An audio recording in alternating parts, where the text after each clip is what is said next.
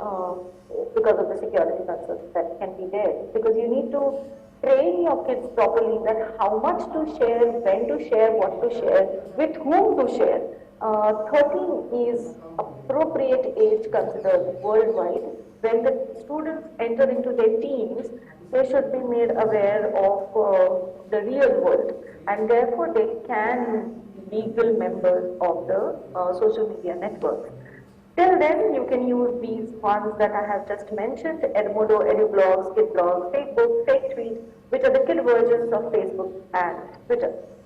So moving ahead, if the purpose is just to reach, well, you're doing marketing. Okay, so yes, definitely you're using it as a notice board. You have this event, you have that event, you are calling out for papers, you're calling out for something else, and that's the reach that you are having.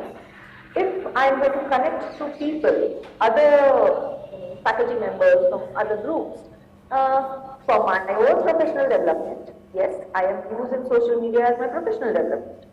And if I'm going to use it, integrating it with my formal educational practices, it is going to be used as my instructional tool. So either of the three, you can use it. And how do you use social media as an instructional tool? Well, you can actually conduct lessons, like I said. Yeah, you can go Facebook Live. You can also have interactivity. And believe me, there are students who are very shy in the class, but they will comment. Okay, they are much more, what you can say, they are much more easy to comment. Okay, they just find it easy to comment rather than actually speak up. It will also involve a lot of active learning, because you're going to ask them to comment, you're going to ask them to comment upon other students' comments that are there. You can also add a poll, you can add a quiz, you can add different types of links there, because you know the interoperability is quite decent, if not, I can say that it's not absolute, but yeah, it's quite decent. So we can use this. I'm taking the Insta and the Pinterest both also here, because they are again the parts of Meta, which is actually the older version was Facebook, and the company now is Meta, and yes, Instagram is also one of the part of the company. So you can use these pictures, because Instagram and Pinterest both are picture-based social media, while Twitter and Facebook are not picture-based social media, they are text-based social media. So if you are going to use these two, you can use them as a showcase, as a gallery. You can ask students to observe, reflect, think critically. You can ask them to peer review each other's work. You can use them for brainstorming. You can use them as spin boards, and you know these things are very underutilized. In fact, what you can see here, the photograph is of using hydroponics. That is, you know, one of the handles on Instagram that is called Science Lessons That Rock, actually works with taking 1-minute photographs of this is a cabbage that is being grown in the, you know, in a petri dish having water, and this can be done very easily at our respective homes, and each student can actually do this and trace the growth of a plant, the blooming of a flower, and actually share the photograph and comment, and that is how you can have a very good repository of multiple ways of vegetables that can be grown at home, flowers that can be grown at home, and all the things that our science textbooks talk about.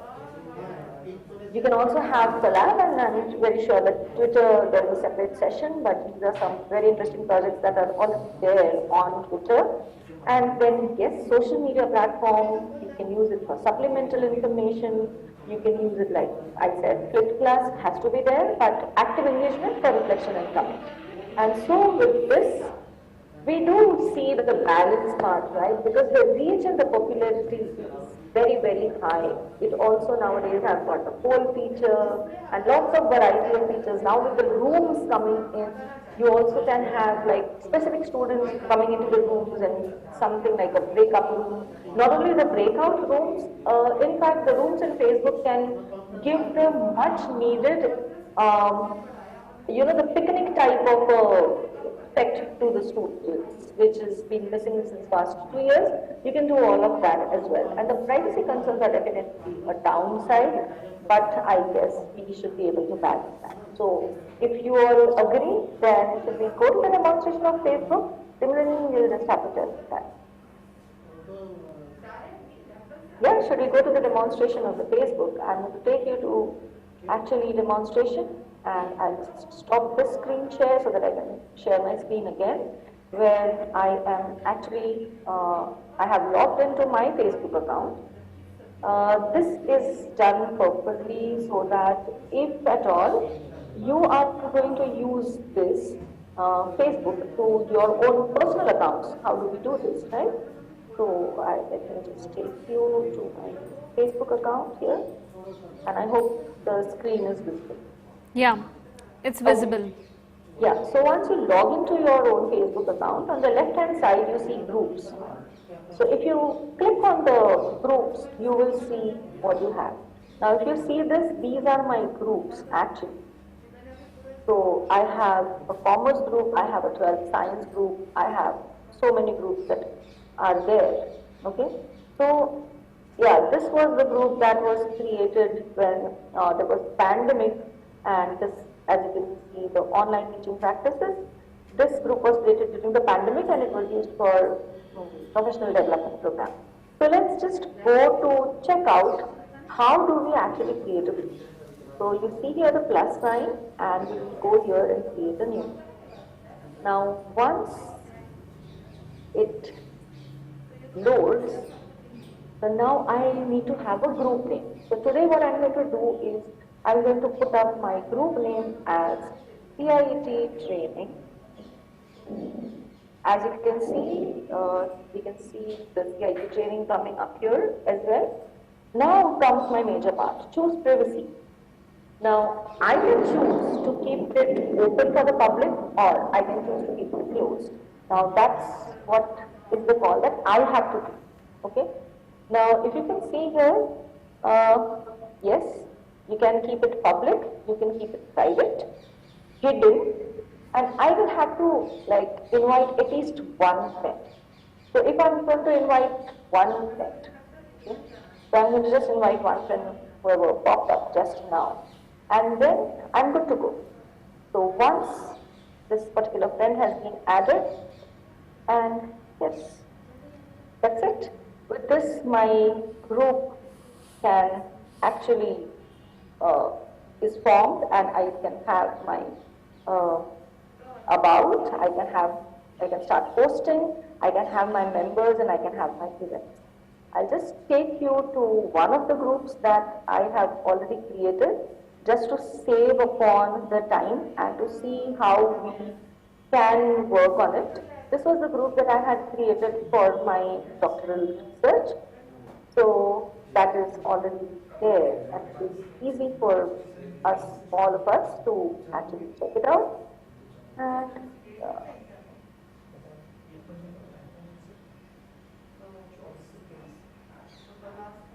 this is just one of the groups that is there. I'll just take you through it. Now, if you can see here, you see members.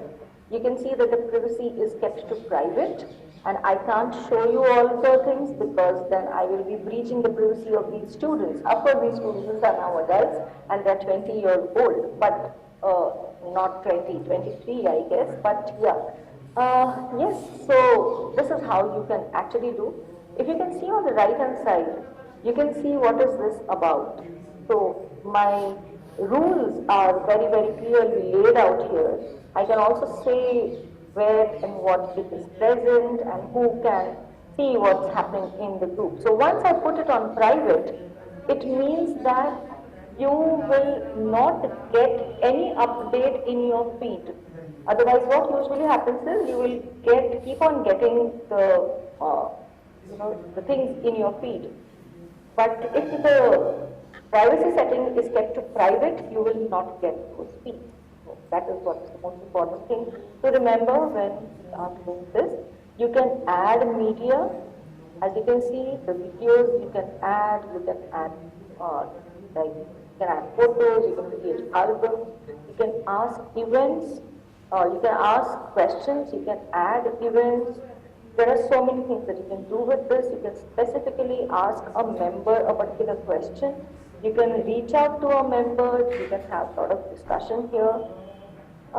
That's about it. Now, if you see here, this is the left-hand side part is the one of the most important parts that we should as admins and as teachers.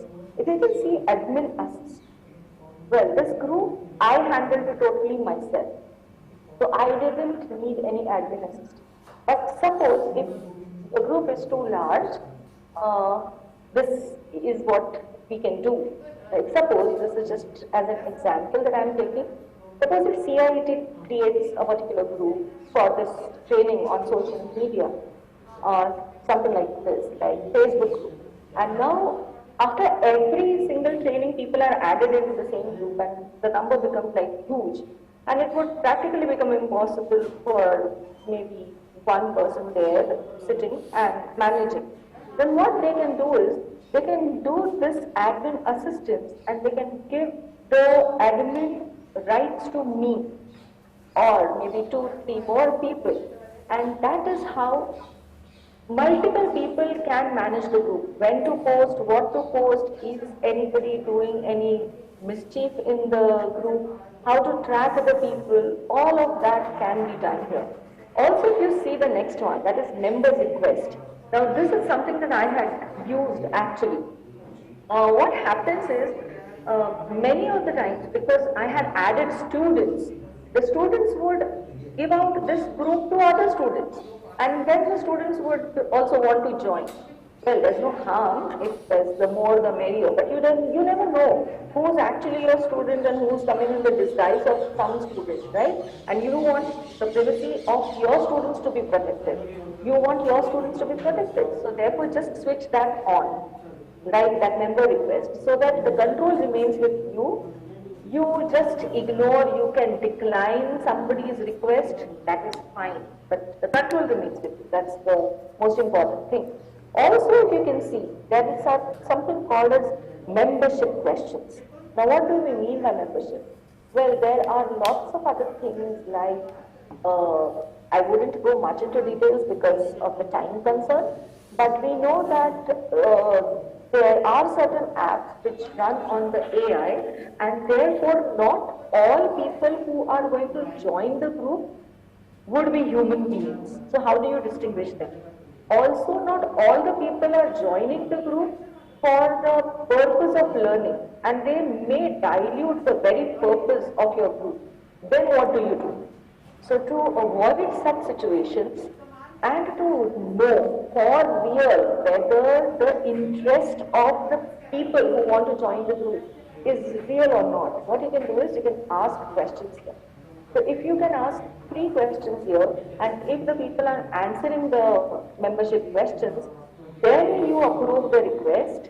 That makes it much more sensible, and that makes the group very focused that yeah, we are here to learn about science or commerce or this particular part. It just keeps the group and the functioning of the group very, very focused, and this is how the groups can be done. The best part of it, if you're going to use this as an instructional tool, is you can see the scheduled posts. You can schedule the posts like you do the scheduling in Google Classroom as well. So you have the posts that, okay, 4th day, 5th day, and so on and so forth. What time of the day you want that post to happen, that is also there. And you can actually stop the commenting part after a certain amount of time. You can say that now this post is closed for comments, and so the old post is not, like revived, is what we say. मतलब अगर 1 महीने के बाद में suddenly किसी ने वो कुछ पढ़ लिया and then they answer, तो वो पुरानी पोस्ट दोबारा से रिवाइव हो जाती है और फिर सारे वो आंसर्स आ जाते हैं. So we don't want that to happen. आप क्लोज कर सकते हैं. Moderation alerts, अगर आप देखें, so this is something which will give you an alert कि किसी बंदे ने, अगर आप ये एक्चुअली में ट्राई करके देख सकते हैं, जैसे these are new features which are being enabled. अगर आप बहुत ज़्यादा किसी ग्रुप के पोस्ट पर कमेंट किए जा रहे हैं, किए जा रहे हैं, किए जा रहे हैं, तो आपका कमेंटिंग ऑटोमेटिकली डिसेबल हो जाता है. Now this is done so that to avoid the spam messages, you know, like irrelevant messages. ये सब चीज के लिए आप मॉडरेशन अलर्ट लगा सकते हैं. मेंबर रिपोर्टेड कंटेंट, अगर किसी मेंबर को ये लगता है कि ये पर्टिकुलर कमेंट ठीक नहीं है तो वो उसको रिपोर्ट करे. अगर हमसे छूट गया हो तो हमें दिख जाएगा. एक्चुअली मॉडरेशन में, like if we are going to write the rules right in the beginning that foul language not allowed, insensitive language, insensitive photographs not allowed. But अगर किसी को लगता है कि ये particular post insensitive है और वो उसको report करे, उसको flag करे, तो we can see that. Okay, so that is one more thing, because we may miss out certain things. We may think that किसी student को ये ठीक लग रहा है, नहीं लग रहा है. So these are the things that actually are very, very helpful for us. Very helpful. Other thing that we can have is the group quality. Group quality का check रख सकते हैं. इसके द्वारा आप देख सकते हैं कि क्या students same quality पर है. Not only this, it also gives you insights. If your group members are more than 50 से अगर ज़्यादा है तो आपको insights भी दिख जाते हैं जिसमें आपको ये पता चलता है कि आपके group को सबसे ज़्यादा ट्रैफिक किस दिन मिला था, आपकी कौन सी पोस्ट ज़्यादा देखी गई थी. That will help you to actually leverage the Facebook groups for better purposes. मतलब अगर आपको ये पता है कि आपके members Tuesday को ज़्यादा देखते हैं Facebook at let us say 4 to 5, then it makes much more sense to put a comment there rather than putting the content there rather than putting a content on Saturday. So you can, just because you are free, you can't put the content. You need your audience to be engaged. So to do that, you can schedule the post once you start getting the insights. This is how you can use the Facebook group to the maximum extent. And in fact, हम वो सारी चीजें जो हम class में नहीं कर पाते, giving out extra movies, documentaries, extra readings, आप वो सब कुछ इस ग्रुप में करवा सकते हैं. You can ask the students to create posters, post here. You can ask the students to write a critical book review, put the PDF of the thing there. You want your students to watch a movie or a documentary which is related to the topic that you are teaching and comment upon it, put it up here. Okay, so all of the things you can do here, and therefore you can do a fantastic job of scaffold. Another thing that is there in the Facebook is pages, and I'm now going to show you the page, and I would like to know if the page is visible. Is my screen changed? Similarly, would you just confirm that the screen has been changed, and do you see the pages now here? Similar? Yeah, ma'am. Can you see the pages now instead of the group? Can you see two I'm pages? able to see the pages you manage with discussion forum and career forum. Yes, yes. Thank you. So now this is one of the pages that I'm going to open and show. This is a page. Now the difference between a page and a group is the page is always public, whereas the group can be public and private both. Okay, so the first privacy ka difference is here. So then when do you use a page? You use a page to reach out, whereas you use a group for instructional purposes and for interaction. Now if you see here, we do have, this is my career forum page where I am publishing my blog is being posted here, as well as my latest events that are there along with the blogs, and also something more about the guidance. This is the game that is there, which is present on my blog. It gets posted here. This is another game. These are a few games that are there on my website. But at the same time, you can also go down and we can check out that there are more than the blogs that have been posted. There are topics about career news. So if there is something called as some time is going on, then yes. If you want to know about career in maths, then yes, you can put it up. Now this is what you are going to want to reach more and more people. So you don't need a group for that. You need a page for it. So just remember, a page, it's something which is going to be very, very open. It is going to have lots of publishing tools, as you can see here. It also, yes, now because this is always going to remain public, if you post anything in this, and if you have your friends, they will also get a notification in their news feed that this has been posted. Okay, that doesn't happen with the Facebook group if the privacy setting is kept as private. So these are the main things how you distinguish the use and functionality of a group and a page, and when to use the group and when to use a page. A group is more intimate, focused. You can keep the reach limited. A page is more open, more of a business reach type of a page. Therefore, the whole purpose of the page is different. So please understand, another thing that teachers and all of us need to really work at this is, which is something that I really find a put off, and many of the students also find it as a put off, is you cannot have the same posts on Facebook and Instagram and LinkedIn. Well, forget about the LinkedIn, but you can't even have the same post on the Facebook and the Instagram. Similarly, you cannot have the same post on your Facebook wall, on your Facebook group, and on your Facebook page. That's just repetitive, and that is not making proper utilization of the tools that you have. Now, if you see here, you do have something called as Business Suite, and you have business apps here, you have publishing tools, you have a planner, you have an inbox, and if you are really having a business, so suppose there are a couple of businesses, well, I wouldn't be taking names of them because that would go into the proprietary zone, but you have shops on your Facebook. So suppose if you are really very good at making, toys or teaching aids from trash, and you want to create your shop that sells such type of thing, well, please go ahead and have your page and update that what have you made today. It could be a clay model, it could be a cardboard model, it could be a 3D printed model. Go ahead, you want to sell it, you can proceed ahead with the business app and the other tools that are there. You can in fact now also link it with the payment, and you will get a banned there shop now, and you can also simultaneously post it on your Insta story or your Instagram page, which is a specific shop related page. So you can set your shops on Etsy, Facebook, Instagram, and so on. You can also promote.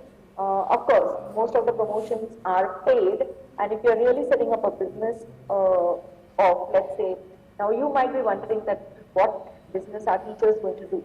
Well, teachers do have such type of business. Like I said, you can actually create a shop for creating teaching aids or giving guidance, career counseling, like this one is. For students, you can take your aptitude test, you can guide students for art and drama and so on, so many things. You just have to be creative for that particular thing. Yeah, I do not use this for business purpose because it's career counseling, so it's totally free of cost, and therefore when people inbox me that we want to have this particular information of this particular career, definitely the coming week that thing comes up. So this is how the communication between the audience and the creator is also set up. And that is another advantage. That is again a 21st century skill that we have been talking about. If you can see, this page was created, you can also see the history of the page. It's created on 11th April 2013, and I can see all the insights that I want to, if I want to. But of course, because this is about privacy and we are going to utilize, I would not like my privacy to be compromised, neither the privacy of people who are members and who have commented here. So if in case you want to explore, please do go ahead and explore, because this is how you can actually leverage it.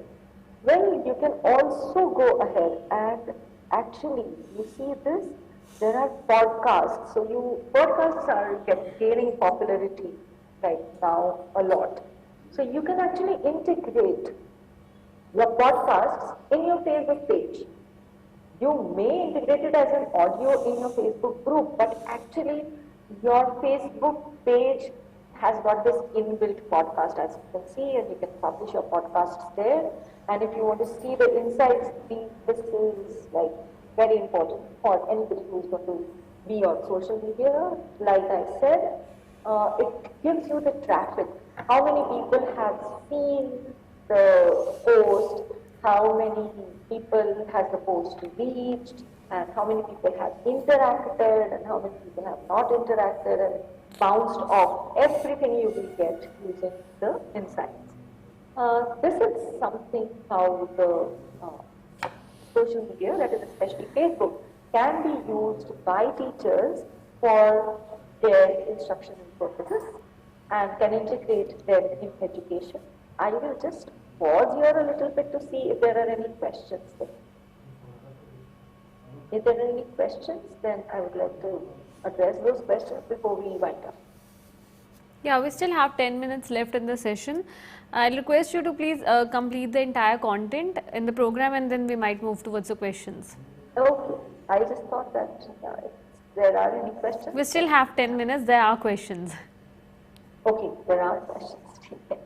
Okay, so once you have this, okay, there are a few things that when you talk to your students that you're going to start using Facebook, your students are going to react to it, right?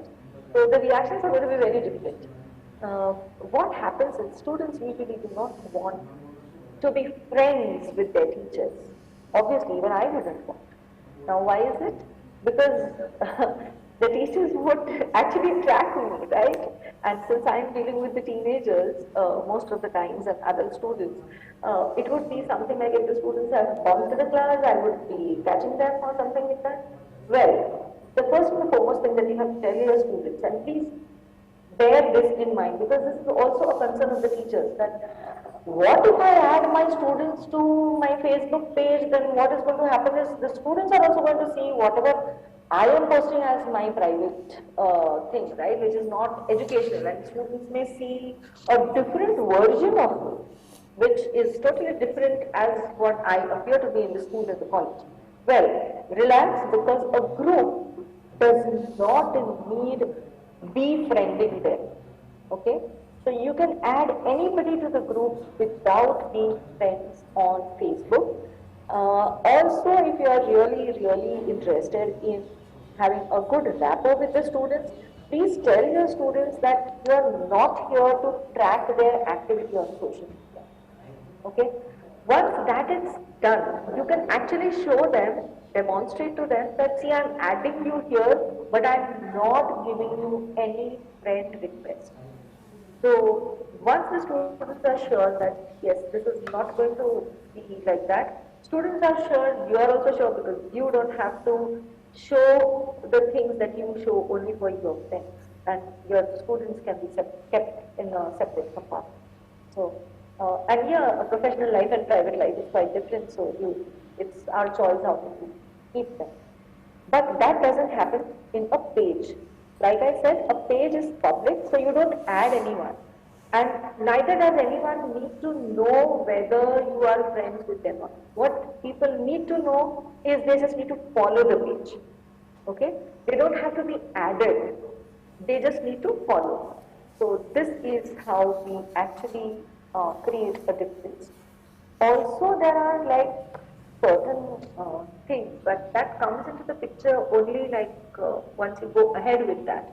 Like you can see the ad center there, you can give your ads and increase your reach and promote the activities that you have been doing. So all these things can be a particular part and parcel of this. I hope we have covered all the important areas. Yes. So could we move towards the questions or we have something else to discuss? No. Let's take the questions. I'll stop the screen share by now.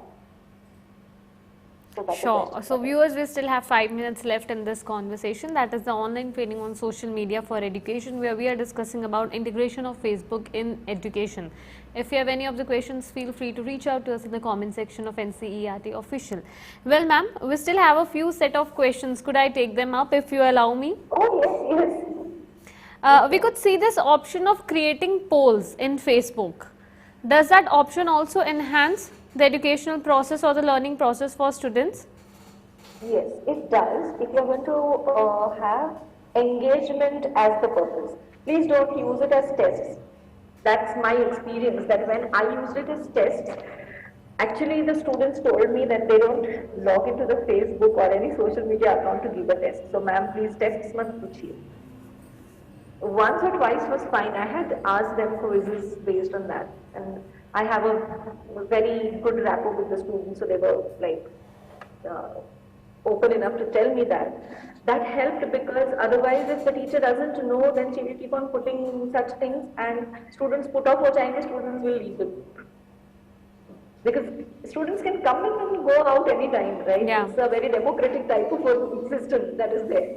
It's not like your class where the students have to take your permission to leave. Here the students can leave anytime. Thank you so much for explaining that to our viewers. That's quite interesting. Well, we have often heard this phrase that social media platforms, they are independent of time and place. So does it provide an edge for students in the process of learning beyond the regular classroom scenario? Yeah, definitely. And that is the reason why when we started with the presentation, I said that if you are going to use any social media as a scaffold or even as integrated directly as an instructional tool in your formal education, the first and the foremost thing that we should remember is as an educator, what needs to be known is the blended learning and the flipped learning. So we have to understand that not all learning takes place inside the class. In fact, what I have done is, I'll tell you, I used to post certain things, certain videos or something beforehand. I used to tell them, watch this and then we will discuss. And it's not only that I am posting it. My students have posted wonderful videos. In fact, I'll just share with you one particular thing. In this particular group of science, I showed you the commerce group, right? So in this particular group of science, it was meant only for chemistry. So we were discussing lots of things about chemistry, and the chapter of solutions was going on. And suddenly one of the students posted a video of a fruit bar mix. And he was actually demonstrating to the video that how 2 or 3 different fruit juices, when mixed, they don't actually merge and mix, right? They form layers. And then we had a great discussion on the viscosity and how the layers are formed and so on. So that was not something that I posted. It was something that students posted, and shows that they were engaged. So that is student engagement. Instant reaction from the end of students. Yeah, in fact, the class, the topic was going on and the student came across this video somewhere. So they are applying what they are learning when they see something. So that means that they are engaged, and because of the social media platforms, we are giving them a platform to express this. Otherwise, this doesn't happen usually in the classroom. There are 40 other students in class में, तो हर एक के पास अगर एक idea है तो आपके 40 minutes में चले जाएगा, अगर आपने उनको एक मिनट भी दिया तो. It's not possible for the students to speak out, but this can serve the purpose. Well, we just have the last 2 minutes in this session, so I would quickly like to ask your response for this question: how to convince our parents that even if we are using social media platforms, we can use it for the purpose of education? Well, this is a tough one to answer. The teachers, I would request the teachers to take an orientation session. That is what I had done. Okay, because I needed students, because that was my doctoral research. So I needed students, I needed the consent. So it's very good if you have a orientation session where you actually show to the students, to the parents, that हम ना ऐसा करने वाले हैं, और ये ऐसी चीज है, ये ऐसा होगा. You have it for the parents, you have it for the students. पहले separate, then mix करके, and then you stick to it. You stick to what you say. You don't just go here and there. And then all the people are doing that, because I think now थोड़ा change हो गया है as compared to 2012 when 2014 when I was working. Yeah, thank you so much. We would have loved to continue the session, but due to certain time constraints, we had to end it here itself. So thank you so much for explaining so beautifully to our viewers about this entire concept that runs behind integration of Facebook in education. Thank you so much, Dr. Ajita Deshmukh. Thank you. Thank you, CIT. Stay safe, everyone. Bye-bye. Same Have to a you. good night. Stay safe, be happy.